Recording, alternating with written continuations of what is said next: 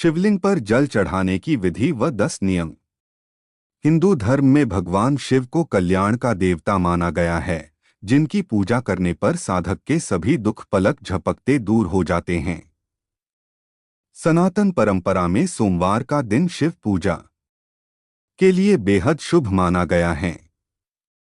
इस दिन यदि कोई साधक किसी शिवालय में जाकर भगवान शिव के निराकार स्वरूप यानी शिवलिंग की विधि विधान से पूजा करता है तो उस पर देवों के देव महादेव की पूरी कृपा बरसती है। मान्यता है कि शिवलिंग की पूजा करने पर साधक की सभी मनोकामना पलक झपकते पूरी होती है, लेकिन ध्यान रहे कि शिवलिंग की पूजा का भी अपना एक नियम होता है। आइए शिवलिंग की पूजा विधि और जरूरी नियम को विस्तार से जानते हैं। सावन सोमवार का महत्व। मान्यताओं के मुताबिक सावन महीने के सोमवार के दिन जो व्यक्ति विशेष रूप से भगवान शिव की पूजा करता है और व्रत करता है, उसकी सभी इच्छाएं पूरी होती हैं।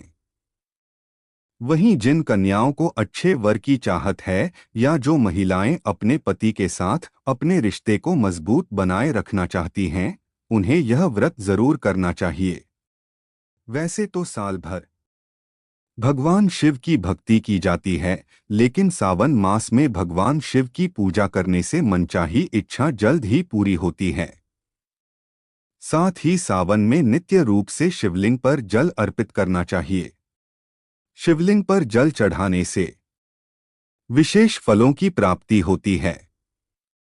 लेकिन उससे पहले अगर आप भी चाहते हैं कि भगवान शिव जी का आशीर्वाद आप पर बना रहे तो इस चैनल को सब्सक्राइब करें, वीडियो को एक लाइक करें और कमेंट बॉक्स में दिल से हर हर महादेव जरूर लिखें।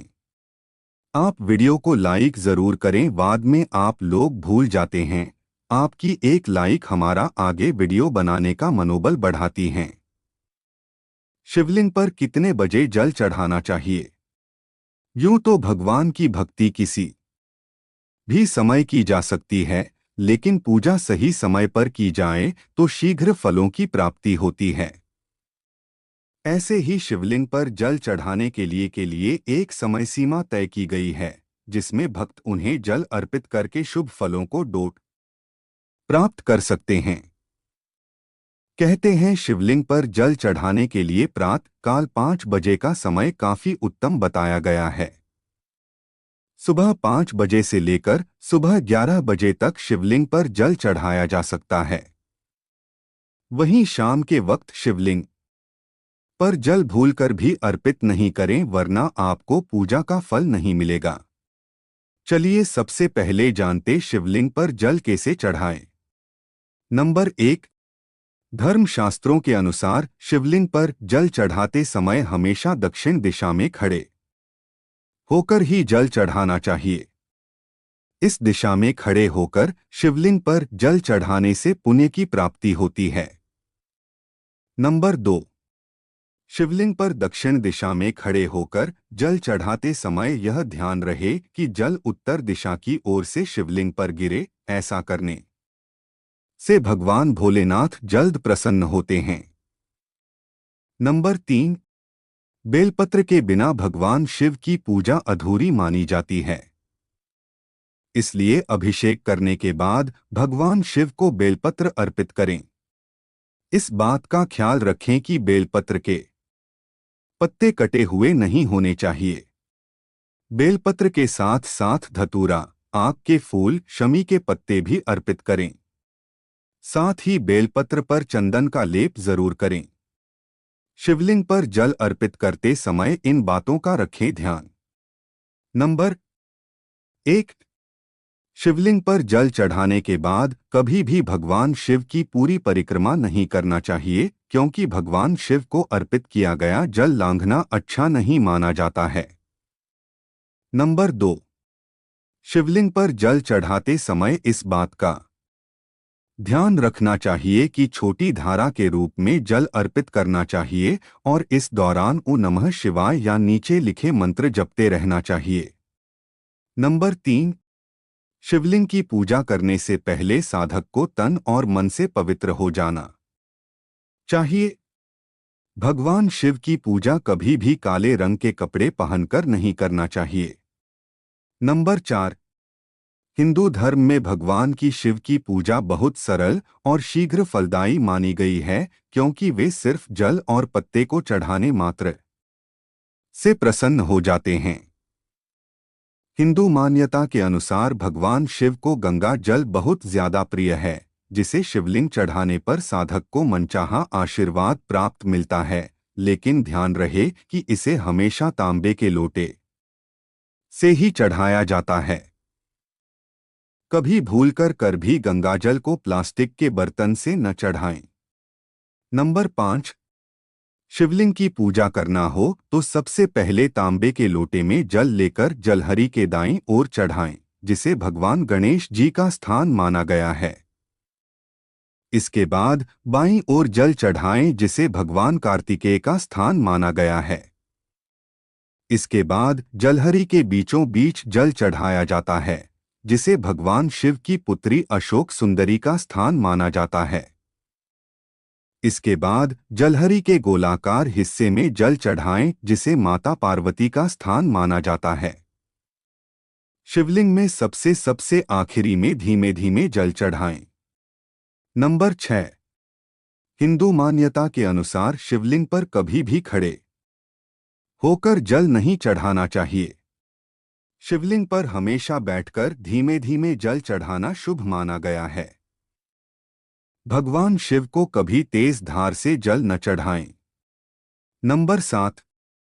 हिंदू मान्यता के अनुसार शिवलिंग की जलहरी में कभी भी पूजा का सामान नहीं रखना चाहिए और न ही परिक्रमा करते समय जलहरी को डांकना चाहिए। हिंदू मान्यता के अनुसार शिवलिंग की हमेशा आधी परिक्रमा करनी चाहिए। नंबर 8। हिंदू मान्यता के अनुसार शिवलिंग पर कभी भी पूर्व दिशा की ओर मुख करके जल नहीं चढ़ाना चाहिए, क्योंकि सनातन परंपरा के अनुसार यह भगवान शिव का मुख्य प्रवेश द्वार माना गया है। हिंदू मान्यता के अनुसार शिवलिंग पर हमेशा उत्तर दिशा की ओर मुख करके जल चढ़ाना चाहिए। भी शिवलिंग पर तेजी से जल नहीं चढ़ाना चाहिए। शास्त्रों में भी बताया गया है कि शिव जी को जल धारा अत्यंत प्रिय है। इसलिए जल चढ़ाते समय ध्यान रखें कि जल के पात्र से धार बनाते हुए धीरे से जल अर्पित करें। पतली जल धार शिवलिंग पर चढ़ाने से भगवान शिव की विशेष कृपा दृष्टि प्राप्त होती है। नंबर 8। शिवलिंग पर शंख से जल नहीं चढ़ाना चाहिए। नंबर 9। शिवलिंग पर केवल जल चढ़ाएं, उसमें कोई भी सामग्री न मिलाएं।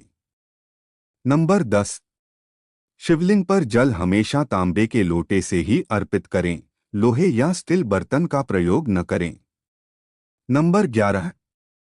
इस बात का भी ख्याल रखें कि भगवान शिव की पूजा में तुलसी, सिंदूर, हल्दी, नारियल, शंख, केतकी का फूल आदि का उपयोग नहीं करना चाहिए।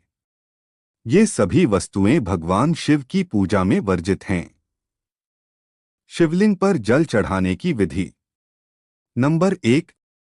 शिवलिंग पर जल कभी भी प्लास्टिक के बर्तन से नहीं चढ़ाना चाहिए। इसके लिए तांबे के लोटे का प्रयोग करें। नंबर 2। शिवलिंग पर तांबे के लोटे में जल लेकर जलहरी के दाईं ओर चढ़ाएं, इसे गणपति जी का स्थान माना गया है। नंबर 3। दूसरी बार में तांबे के लोटे में जल लेकर जलहरी के बाईं ओर चढ़ाएं, इसे प्रभु कार्तिकेय का स्थान माना गया है। नंबर 4। तीसरी बार तांबे के लोटे में जल लेकर जलहरी के बीचों बीच चढ़ाएं, यह शिवपुत्री अशोक सुंदरी का स्थान है। नंबर 5।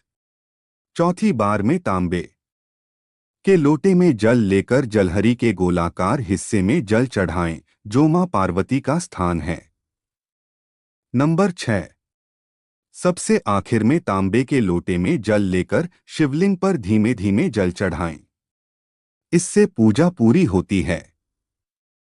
यह तमाम जानकारी जनरुचि को ध्यान में रखकर दी जा रही है। ज्योतिष और धर्म के उपाय और सलाहों को अपनी आस्था और विश्वास पर आजमाएं। वीडियो का उद्देश्य मात्र आपको बेहतर सलाह देना है। इस संदर्भ में हम किसी प्रकार का कोई दावा नहीं करते हैं। दोस्तों, आज की हमारी वीडियो आपको कैसी लगी, हमें कमेंट करके बताएं। अगर आपको हमारी वीडियो अच्छी लगी तो कमेंट बॉक्स में जय मां लक्ष्मी जरूर लिखें। माता लक्ष्मी आप पर सदैव अपनी कृपा बनाए रखें। वीडियो के अंत तक बने रहने के लिए धन्यवाद।